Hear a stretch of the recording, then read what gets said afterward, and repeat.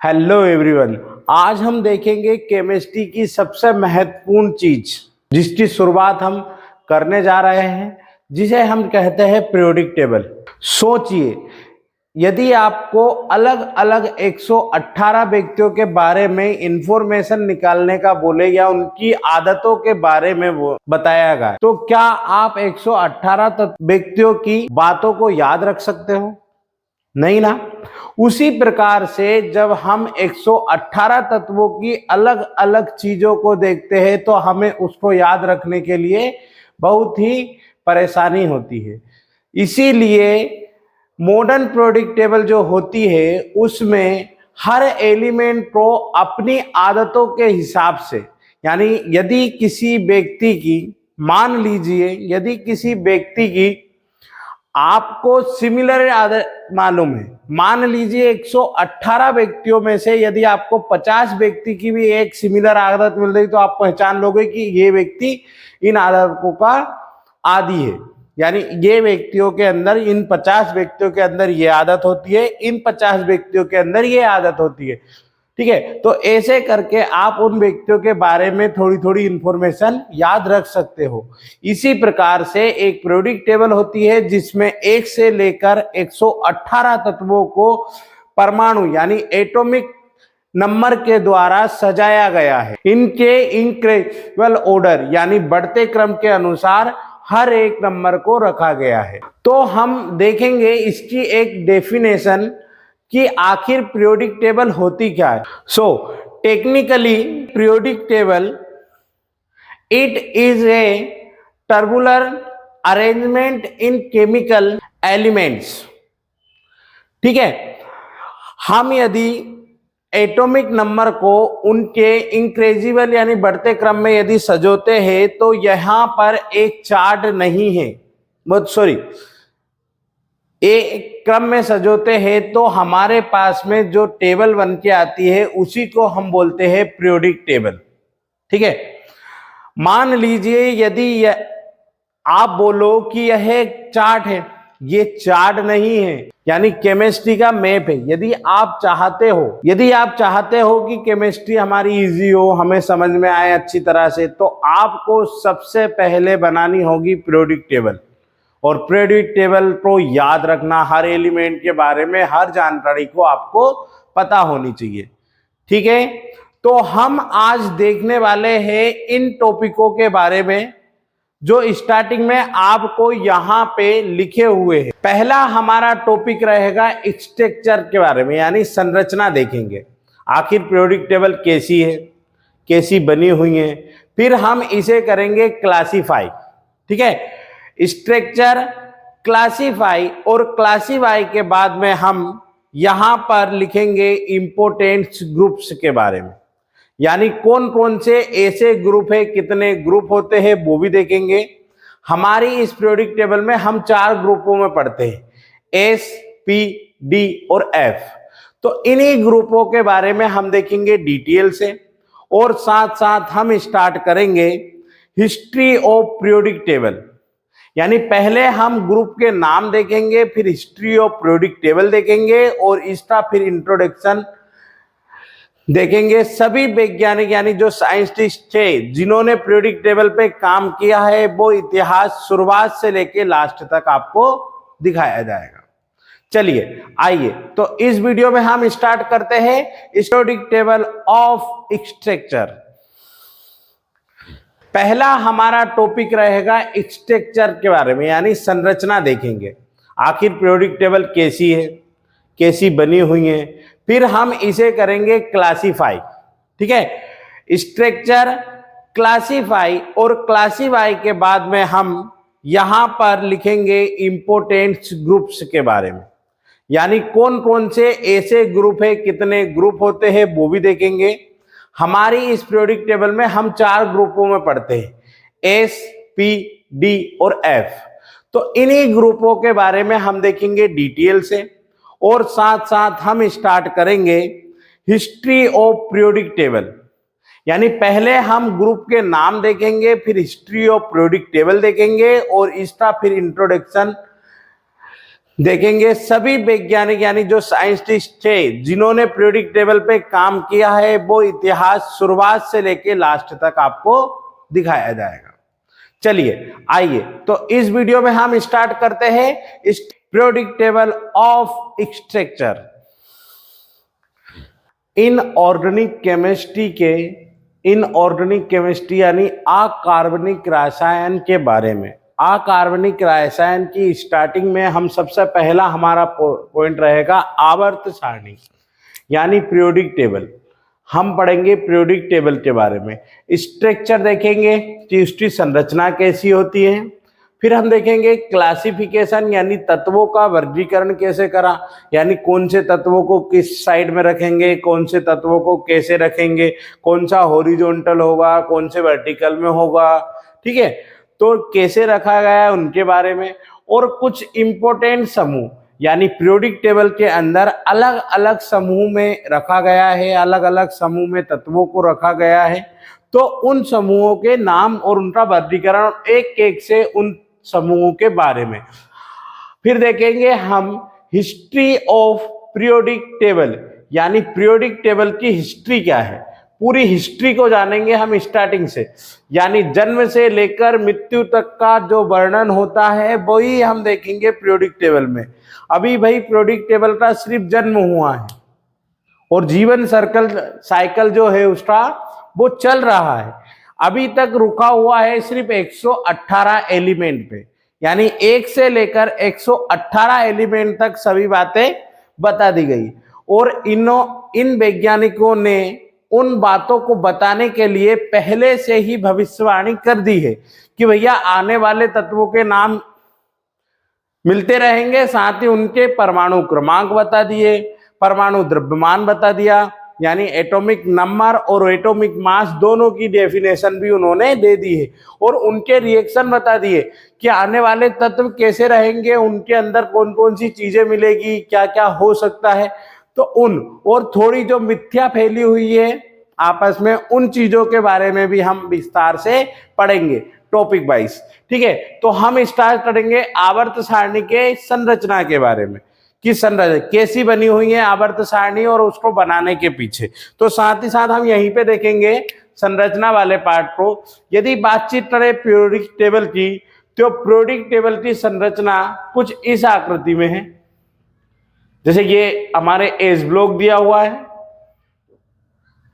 फिर यहां से कुछ ये मॉडर्न पीरियोडिक टेबल के बारे में पढ़ रहे हैं हम, है ना, और यहां से लेकर यहां तक के तत्व इस टाइप में एक आपको संरचना मिलेगी, जिसमें आपको यहां पर एज ब्लॉक के 2 कॉलम और यहां पर स्टार्टिंग करें तो 3 से लेकर 12 तक के कॉलम और 13 से लेकर 18 तक के कॉलम यहां पर मिलेंगे। कहने का अर्थ यह है, और इसे 1 से लेकर 7 तक यहां से लेकर यहां तक के बारे में हॉरिजॉन्टल और वर्टिकल दोनों में देखेंगे।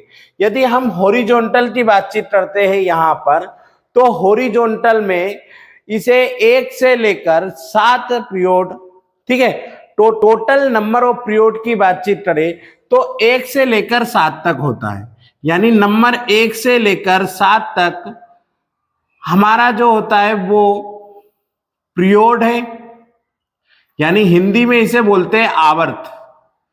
आवर्त कुछ लाइनें होती है इस तरह से,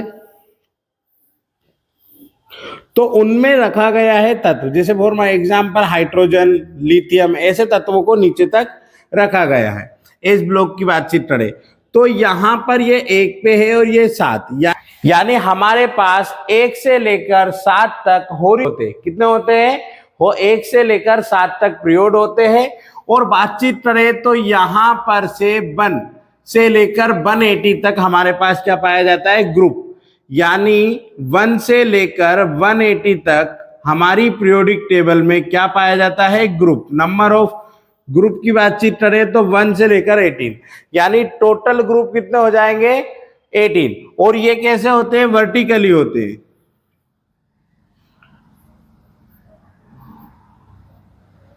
ठीक है, वर्टिकल होते हैं।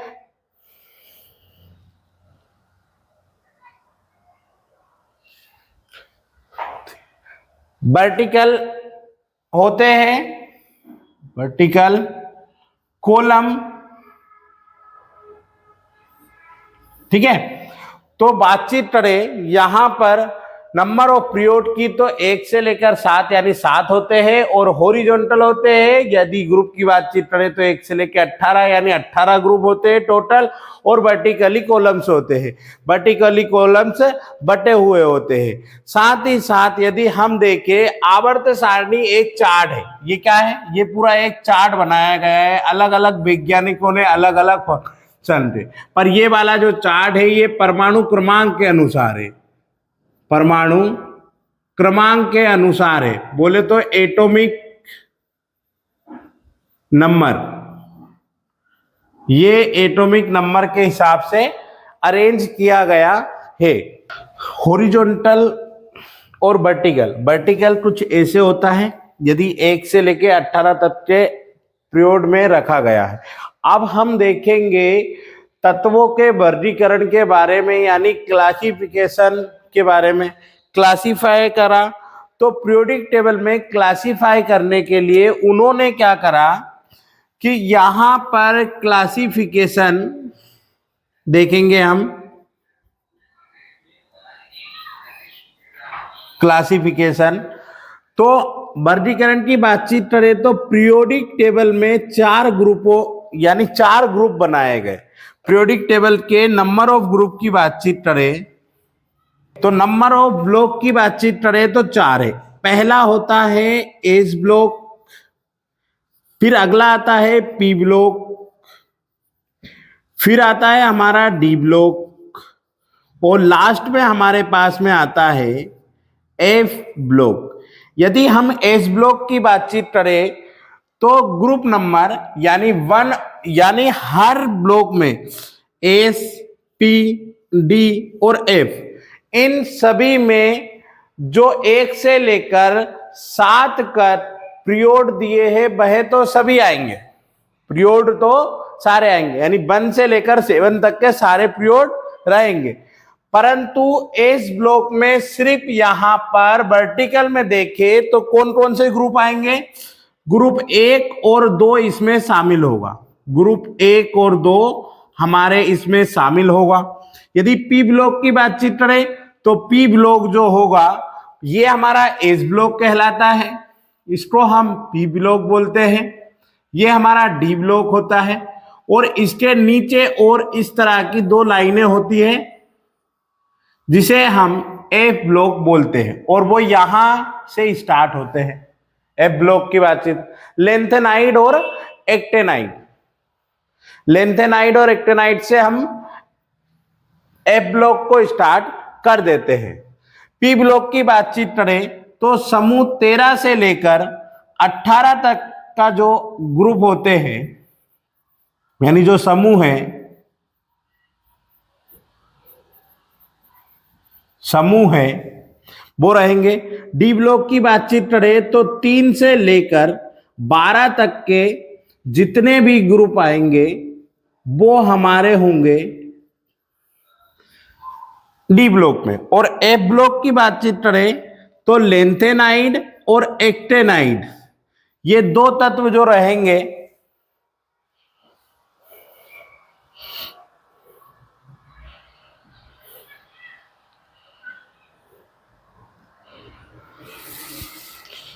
डी ब्लॉक 3 से 12 से लेंथेनाइड और एक्टेनाइड, लेंथेनाइड और एक्टेनाइड, यहां से एफ ब्लॉक की स्टार्टिंग होगी।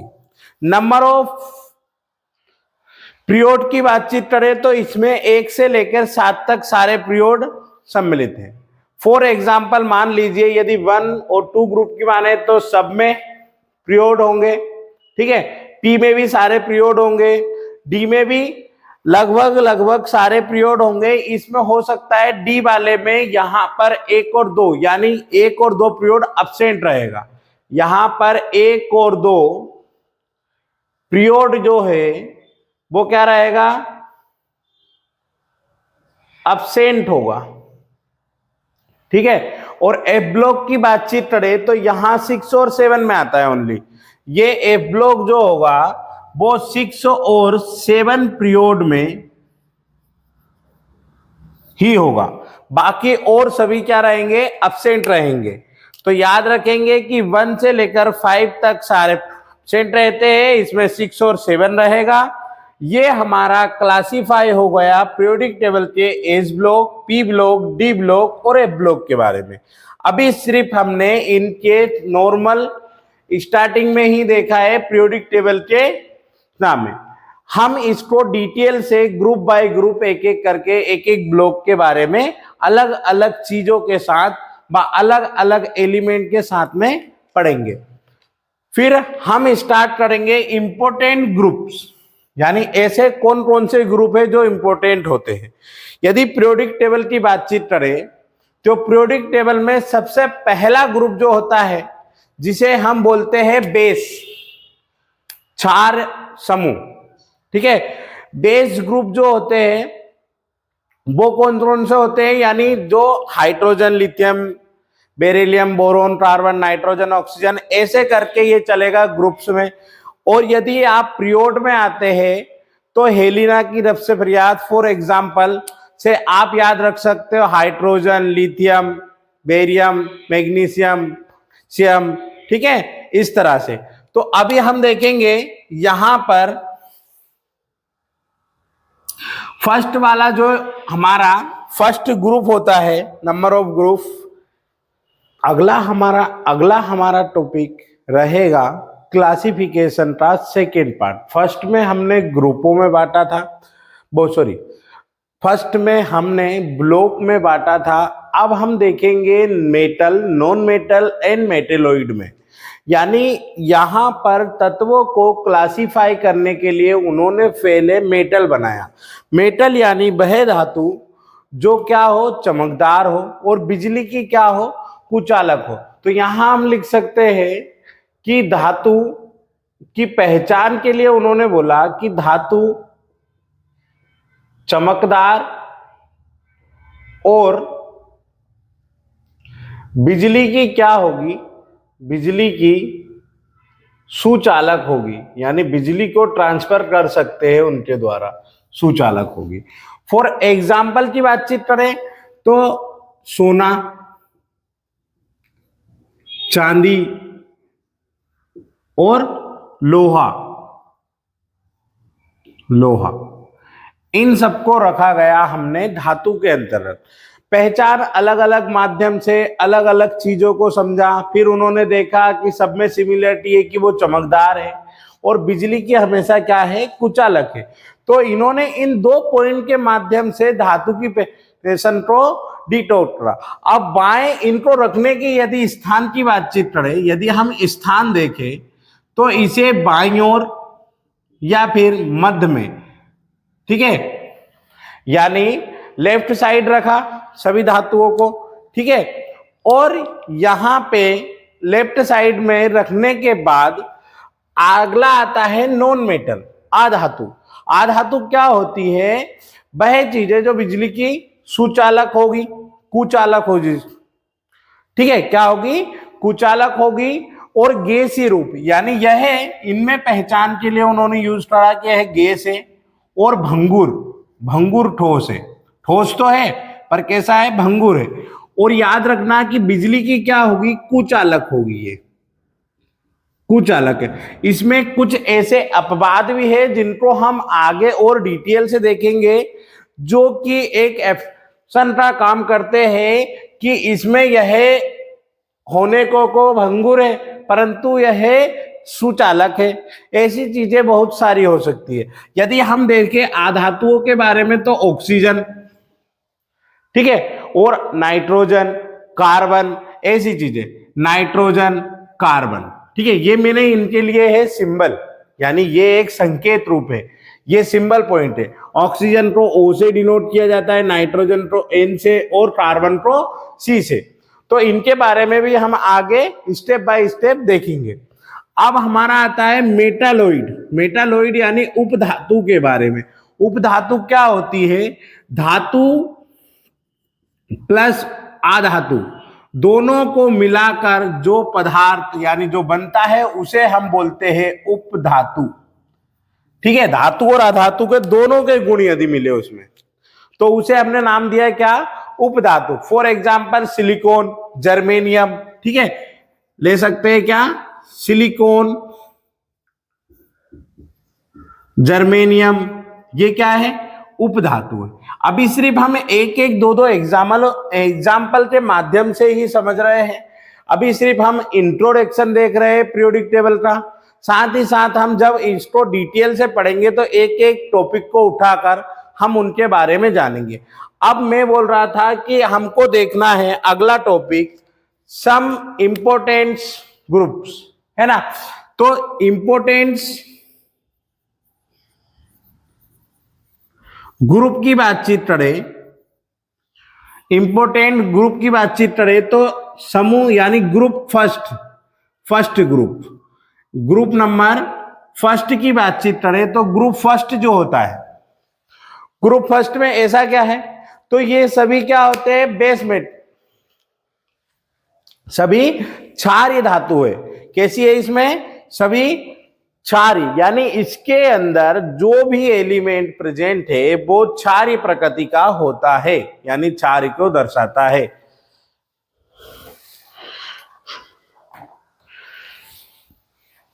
ठीक है, तो हम लिखेंगे यहां पर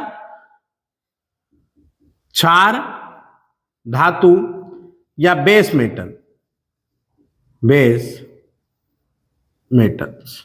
ठीक है, तो ये कैसी होती है, क्षार धातुएं होती है और बेस मेटल होती है। यदि ग्रुप नंबर 17 की हम बातचीत करें, ग्रुप 17 में, तो ग्रुप 17 के जितने भी एलिमेंट होते हैं उनको हम बोलते हैं हेलोजन तत्व, यानी हेलोजन एलिमेंट्स। ठीक है, फिर हमारे पास में अगला आता है ग्रुप नंबर 18 ग्रुप की बातचीत करें तो 18 जो 18 नंबर का ग्रुप है वो क्या दर्शाता है, वो नोवेल गैस यानी नोवेल गैस को रिप्रेजेंट करता है।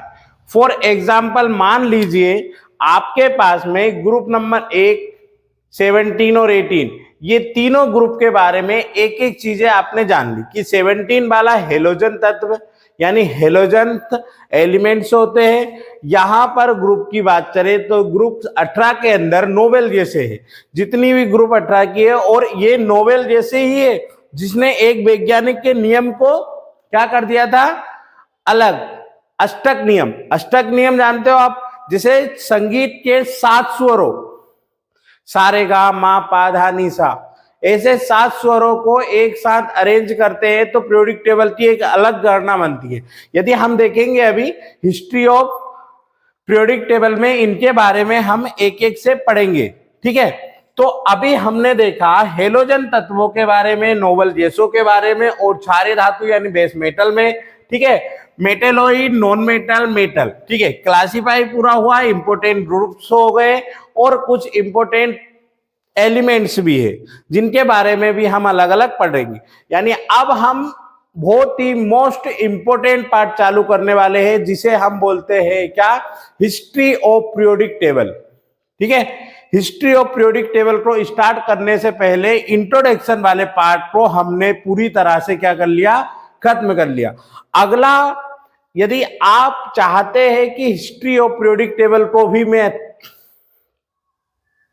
कवर अप करूं तो मैं इसको अगले वीडियो में करूंगा। अभी इंट्रोडक्शन ऑफ पीरियोडिक टेबल में सारी चीजें हमारी ओर से हो चुकी है। साथ ही साथ आपके एलिमेंट को एक एक एलिमेंट ऐसे याद करवा दूंगा कि आप चल रही, ये हो गया।